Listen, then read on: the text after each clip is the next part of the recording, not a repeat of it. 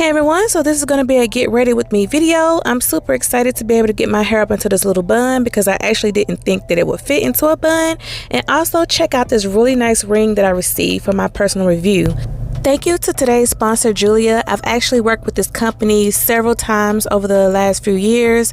I actually had got a ring for CJ from this company, which he absolutely loved. I'll make sure to leave a playlist at the end of this video as well as in the description box. But I'm just showing you everything that comes in here. And this is the ring that I ultimately decided to get. When I opened the box, I absolutely fell in love with this ring. It is very pretty, very sparkly. My camera does not do it justice. It seriously does not. And Mother's Day is coming up, so this will be like an awesome website. I'll make sure to leave links and coupons so you guys can check out all of their options. Now, when I was natural, I absolutely loved wearing my hair in a puff, but now that I'm relaxed again, I used to wear my hair in buns all the time. So I was just really excited to try this out and see had my hair grown long enough to do a bun.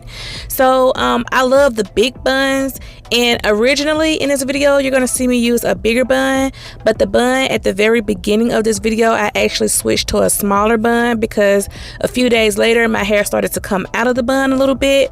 So I made it work with the big bun, but after a few days it started to come undone, so I went to a smaller bun. But that's exciting because it does let me know that my hair is growing. But the rest of this video is pretty self-explanatory. I'm just going to let you guys watch and see what I do, what products that I do use, and I will chime in a little later.